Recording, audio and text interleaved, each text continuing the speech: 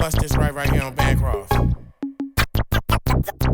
The Mekanix. What you know about the delinquents? Oakland niggas hella wild, what you think, bitch? I'm from the east, but the west is hard. I leave the town and come fuck with the rest of y'all.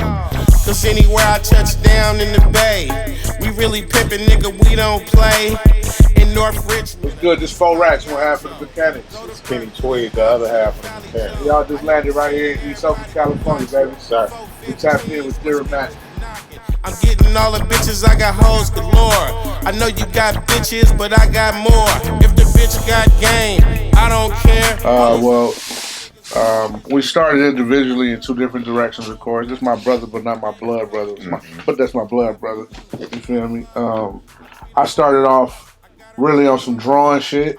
You feel me? And then from the drawing shit, I was super little. And then I heard Grandmaster Flash, the message.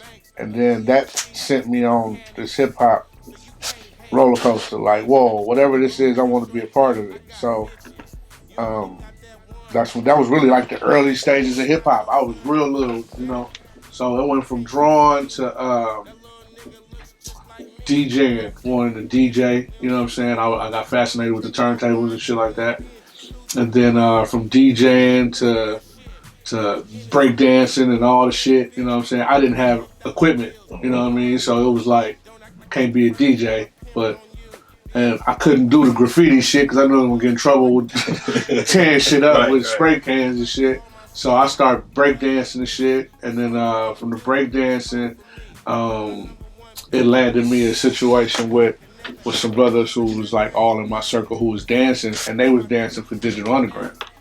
So that brought me real close to Digital Underground, and before I know it, they was taking me to their studio, and I was cooking up in their studio, and then I started writing, you know what I'm saying, and then from there, it landed me actually a position as a DJ for Digital Underground. So I toured with them, and I toured with the Loonies as a DJ. And while on the road, I would be battling with niggas and sparring on the back of the tour bus. That got my pen right. But ultimately, I was falling in love with all the records that I was playing for people. You know what I'm saying? I was like, man, this is cool being in the background, but I'd rather be actually making the records. And like I say, I started messing around in the studio with them. But once I would come home from the road, I would find out there would be projects that I could have submitted some beats to, but I'd be missing it because I was on the road. So I said, man, let me, I got kind of sick of all them flights and, you know what I'm saying, the running around in between cities and stuff. So I came home and I just dove right in on producing. And then a couple years later, me and him hooked up. So that's like kind of around what time did y'all like meet up? It's ironic you say that. This is the year 2020. We started in the year 2000. This is our 20-year anniversary. Yeah, so this is great that we kicking this off the year 2020. Yeah, 2020.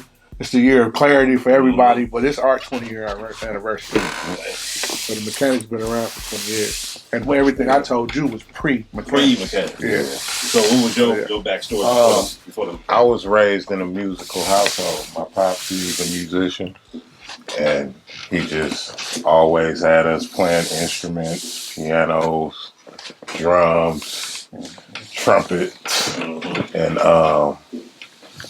shit, I always wanted to produce. I was listening to like Spice One, Ant Banks, Too Short, and shit, that shit had me wanting to produce. So I finally got some equipment and shit, started messing with it and never looked back.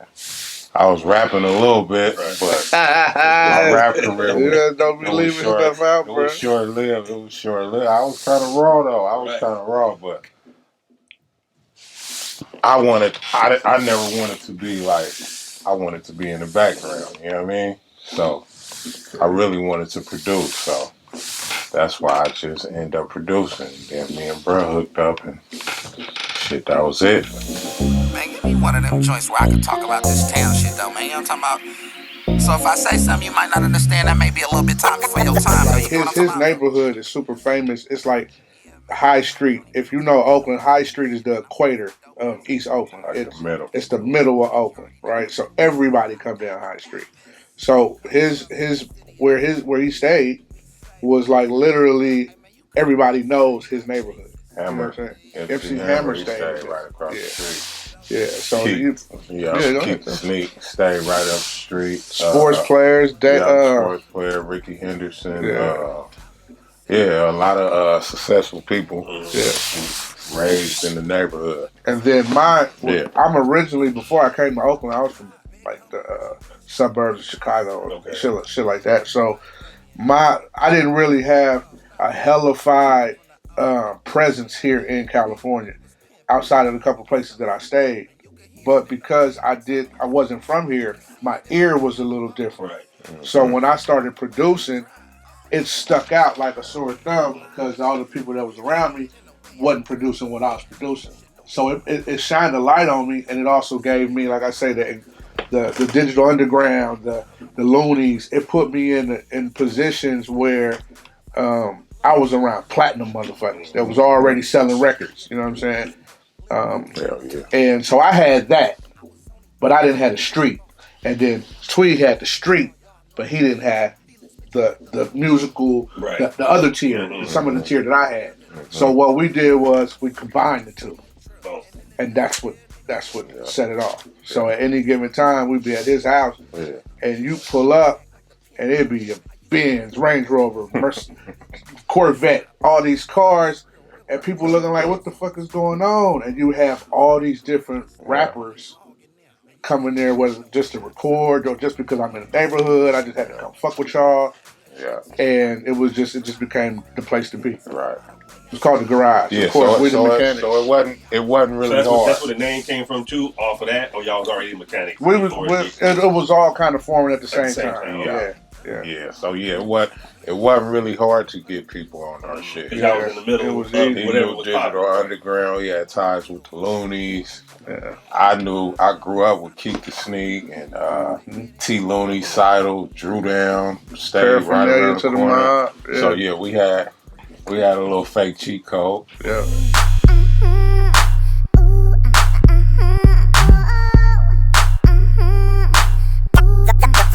Well, okay, so there's two of us, right? I told you my ear was a little different. I had more of a hip hop twist. Tweed definitely had the Amp Banks. He had East Oakland in his back pocket. But I was such a fan of what the chords did, and coming from a East Coast producer, most East Coast 9 out of 10 East Coast producers made beats off of sampling. Right. So I was wicked with sampling, but I was like, these are records I want to learn how to play. Okay. And I never was able to, I never had played. So I said, what am I going to do? So I finally just said, fuck the records and just start winging it and trying to learn how to get it. So with that, me trying to just really be diving into chord progressions and bass lines and shit like that, that's automatically what this West Coast shit was. Mm-hmm. So he already had an advantage on it because that's what he'd been doing from day one. You see what I'm saying? So I had to make the transition from records and vinyl to live instruments. Right. And that sound was something that I loved. Once I got off the records, was I could create it. That was the sound I loved, and he already naturally was doing it. So it wasn't hard to really just fall in. Yeah, fall in. We just started doing it, and we've been doing it. Like, it's also a music that never played out. It just kind of got pushed to the side for a minute. Mm-hmm. So meanwhile, while everybody was doing all these other skipping, Timbaland's hot, let's make beats like Timbaland. He's hot, let's make beats like him. He's hot, let's make beats like him. Mustard is hot, let's make beats like him. All that whole time, we just stayed making mob shit. So if you can go back these last 20 years and everything that you're hearing right now, we was doing it the whole time, but it just wasn't trendy. Right. You see what I'm saying? It wasn't trendy. Now these motherfuckers is making it trendy. Mm-hmm. And it's a dangerous space for me and bruh, because we don't want this shit to play out. We don't want it to get boring. Right. We don't want it to get boring. And we also want it to be like shit we'll listen to. Yeah. We don't want to listen to the same shit over and over, so we just gotta getting here and try to be creative as much as we can. Yeah. It get harder and harder by the day. Because over all these years, shit, we done made thousands of fucking beats. Records, bro. Yeah. So to not make the same shit, the shit is getting harder and harder. But shit, we still love it. We still got it. So and one thing I will give one secret, like you mentioned the Casual record. One of our newest things that we try to do is combine the old with the new. Okay. Meaning that Casual record's what it is, man. It's the beat sounds very today, right? Very Mobb, dark, big 808s, all the shit, bass line, crazy synths, all that. But if you look, we got audio too. That's how it was, and that's how. So that's 1988. Right. Yeah. 87 would forgive us. But shout out Audio 2, shout out Casual from the 90s. He a rap cat that, the hieroglyphics 93 to infinity. That's 90. So now you got today's sound with a rap artist who people really know from the 90s, and we taking samples and scratches from hip hop. So we combining a lot of shit in a time capsule, and that's what make it fresh. And what make it fresh is I love that Audio 2 record. I told you I'm an East Coast nigga. So we putting West Coast records and throwing East Coast scratches on them. Shit like that. You know what I'm saying?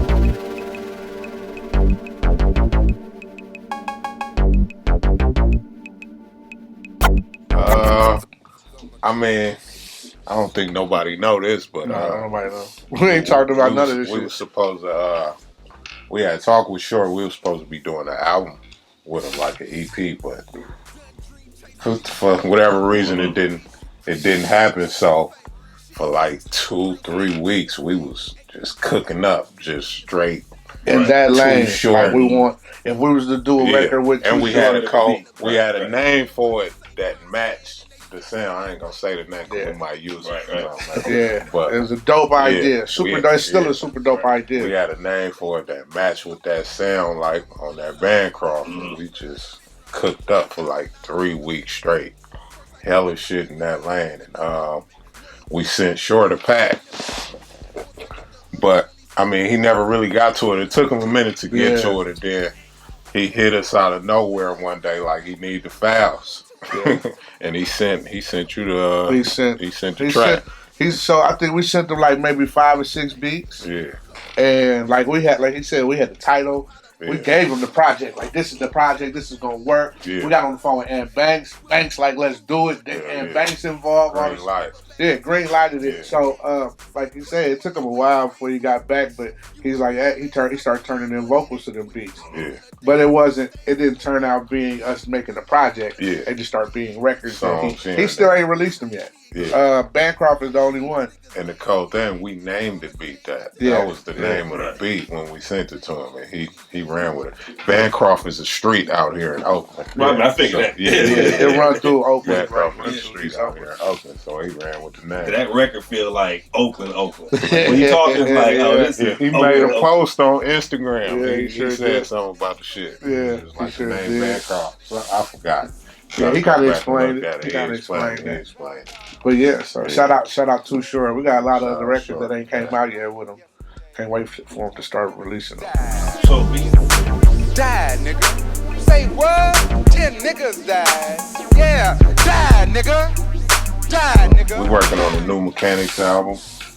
We're working on a Beat a Weed album. It's already done. We're about to release that. Mobb God. It's called the Mobb God. Yeah. We got an EP with Casual that we're working on. Called Mobb Hop.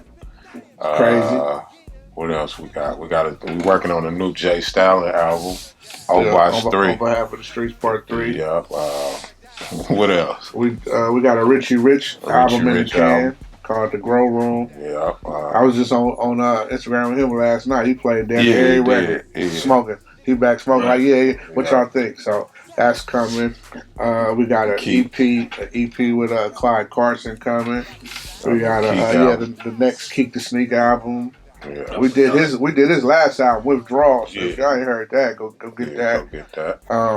A gang of just one-offs with hella people. I got a solo album called Fear a solo album coming out this year. Yeah. Shit, what else? And a gang of other shit like outside of the music. You feel me? Yeah. We working on hella shit, just trying to expand. Yeah.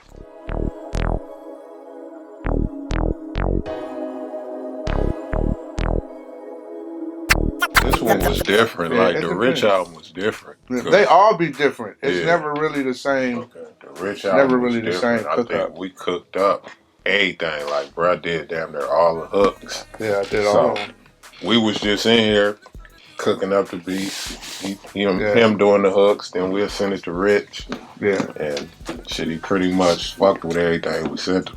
So yeah. See, when we do an album, the sooner we get the title, we kind of know like everything that should be on that album. Mm-hmm. Like sonically, it should have a song like this. It should have a song. Like a theme. Yeah, a theme. So we had just did the Looney's High Times. Yeah.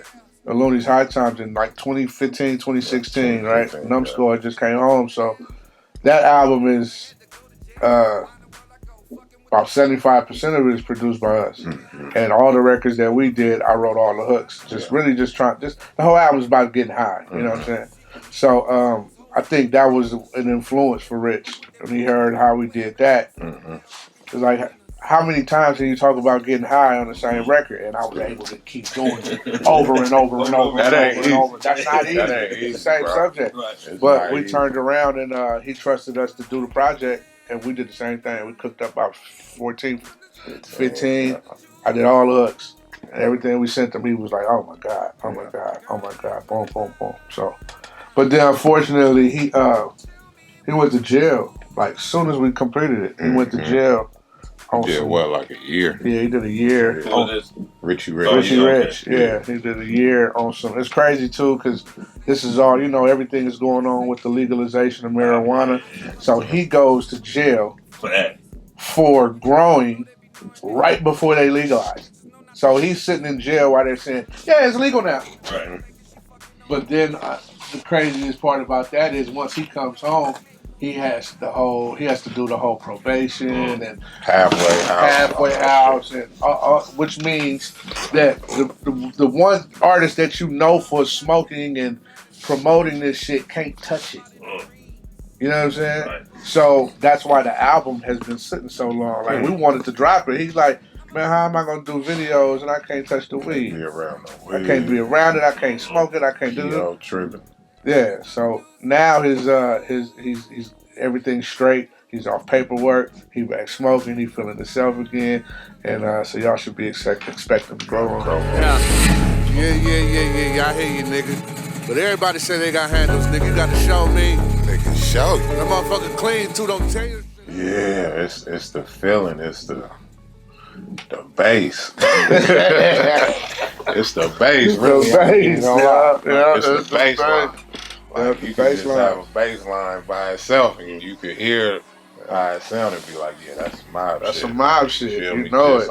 It's just an aggressive ass bass line. You ain't got no bass line, it ain't Mobb. Yeah. I mean, there's ways to play piano in dark like minor keys and shit like that. And then you can make something that sounds Mobb. But for the most part, that shit known from the bass line. That's what. Anytime you want to know what's some Mobb shit, play Too Short. Play early Too Short. Yeah. That's what it is, man. The Mekanix. It's what it is, man. It's what it is, man. I made up the H-Do sign there. Ask somebody. I grew up on